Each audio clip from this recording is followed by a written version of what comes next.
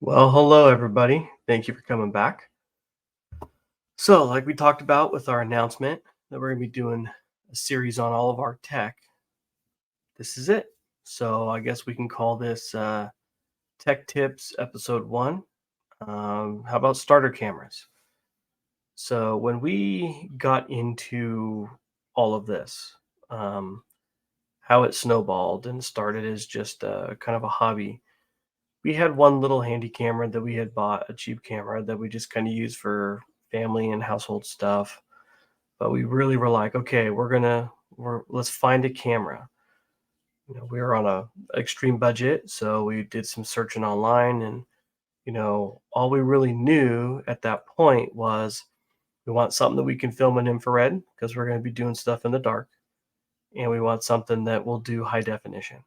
That was the extent of what I knew at that point. And I've learned a lot since then. So yeah, let's just kind of get into it.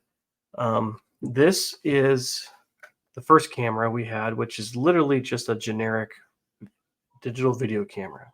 I can't even find a name brand on this. We bought this so long ago.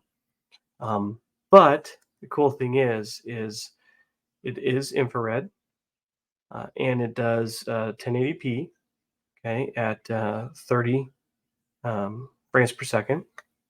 It's a cool little camera, you know. Removable battery, so you can put multiple batteries to have them charged on standby. Standard SD card size fits in there. It does zoom and all that. Problem with it is it's kind of close in. It's not a wide angle lens at all. F3.2 to 7.3, 16 times zoom.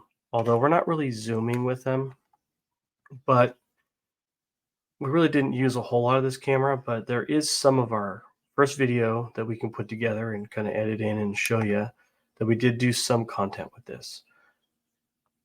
Again, very generic camera, but we had it and we're able to put it on a tripod and it worked.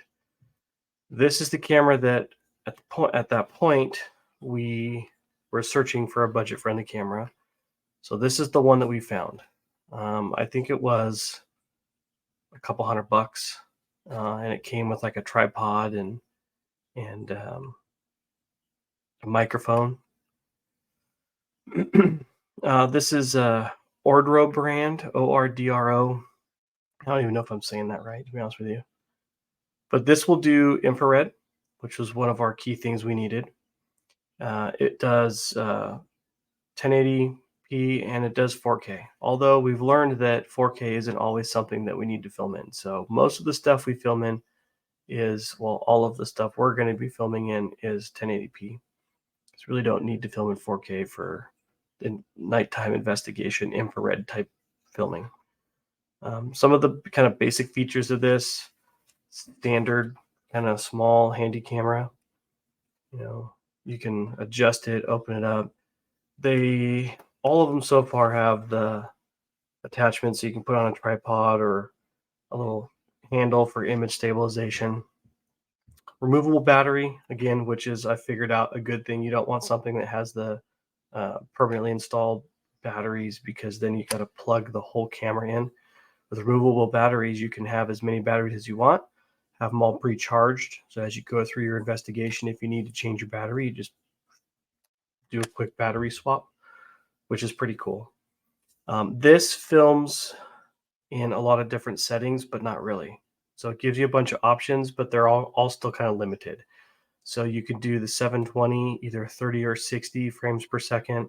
You can do the 1080p, 30 or 60, and then the 4K is just in 30. But we really don't use the 4K, the 1080p. There is a video where we did capture some evidence that we will put out that was filmed on this camera. It's a little grainy because we're still trying to figure out all the lighting. So again, that was some of our first stuff that you'll see. I'm sure there's going to be, camera experts out there that are going to give you some advice, whether I like it or not, on what we could have been doing. But yeah, again, we're just starting. This was one of our very first cameras. We didn't even have the proper lighting for it, the infrared lighting. We had like a small little infrared light that had like 2 bars, and you could see maybe 3 feet in front of you. It was not much, but we were able to capture some pretty cool stuff with this, believe it or not. And we still use it. It's a good kind of static camera. Set it up in the corner, let it run, and you can still see, especially with good lighting. You can still see with it. It's a good camera. I mean, it was only a couple $100. Can't complain really for what you get. It does zoom. This one's got a lens that's an f-stop of 4.8. This can zoom in like 30 times. But again, we're not zooming in with it. We want more of a wide angle view. And that was one of the reasons why we decided to go to another camera. Before our very first like legit investigation, we did purchase another camera. I'm going to show you here in a minute that we use this one for and another one. And we learned that this camera is kind of already a zoomed in picture. It's not really a wide angle. It's not designed to be that. So, but it still captures some really awesome images. Again, yeah, it does 4K, but we're using the 1080p. So yeah, that was the Ordro camera. Now, this camera, so the first two cameras are just kind of your normal handheld cameras, right? Kind of budget friendly. You know, at the time when we bought the first camera, it was probably 10 years ago, you know, our intentions were to like film the kids running around the house type of thing with it. Didn't even realize it did infrared until we started looking at cameras and learning more about it. And then when we bought this camera, specifically when we started buying stuff to do a ghost hunt, we really weren't even a team. We didn't have any of those. It was just the hobby. Hey, we want to do this. We want to film at night in infrared, want to capture some stuff. And this is what we were able to figure out without having to go spend an arm and a leg on, crazy tech that at that point we knew nothing about. But it captured some good stuff. At the same time that we bought this, like a week later, searching online, again, specifically looking for paranormal investigating stuff, we ran across this. This is Phasm Cam. It's small. It's about the size of a GoPro, right? Matter of fact, it kind of fits in the GoPro accessories because we do have a GoPro. It's an older GoPro one. I think it's the second generation Hero 2, I think. We've strapped it to the kids a couple times, but this worked out pretty cool for us. The cool features about this is, again, it's got the removable battery. So you just flip the door open, battery's in there. This uses the micro SD card.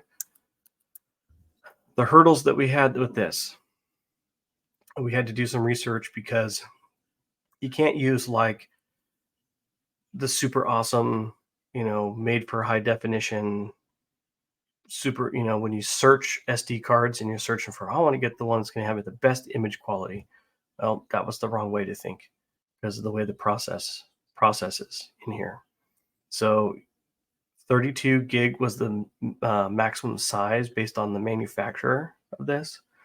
So once we got that figured out, little caveat about SD cards, and we'll go big into that too on a different day. But the little caveat about the SD cards, don't just go buy the cheap stuff, from insert name of retailer here, whatever.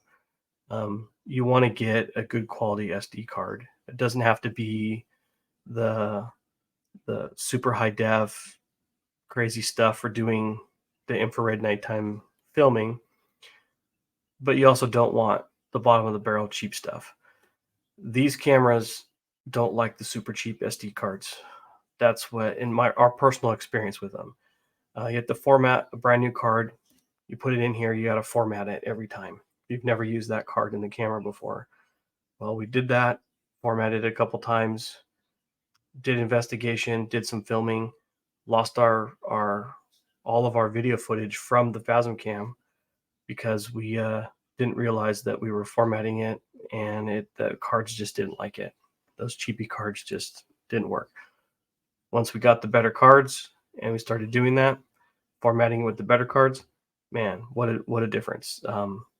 We didn't lose our video. We actually have two of these.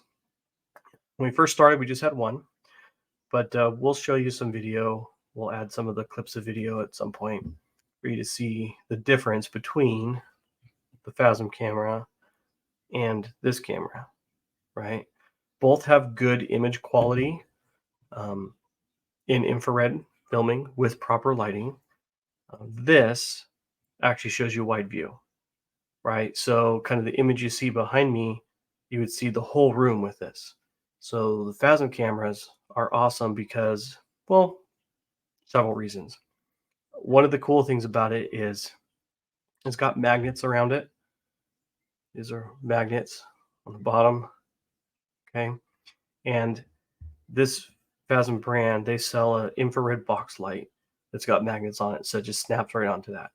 That infrared light has the tripod connector, the threaded connector, so you can connect into a tripod or a handle, and it makes it super easy to just snap it off of one accessory, snap it onto the other on the go. The other cool thing is they're light, they're easy to move around with. Again, they're wide angle and surprisingly very clear footage you get with these things. They're awesome to set with the box with the infrared light on a tripod, set it in the corner of the room. You're going to see that entire room. So that's pretty cool. It's probably what we're going to use these for the most because they just see everything. These are designed to be used in the dark. That's their ghost hunting stuff. So it's made that way. So it's pretty good image quality. Well, it's better than pretty good. It's good image stuff with that. So those were the three cameras that we did our very first investigation with. We had to learn how to use them, and even then, we're still kind of learning how to get into the menus and try to tweak things. Figured out that with the generic camera and then with this camera, there's not much you can actually get in there and tweak. It's just a little bit, right? So you only have so many options, but they're the options that we need. So we don't need to get too crazy with it. These, it's set it and forget it. It's awesome. Cool thing about these two is that you can Bluetooth these, right? Connect them through a network. So you can have the image pulled up on your laptop. So when someone's walking around doing investigation, you can see their image, which is pretty cool. And you can have multiple ones going at the same time with different setups. These you really can't do that with. You can do that to watch the playback, but not the live video. Although you can connect them, hardwire them, but then you'd have to walk around with it hardwired in.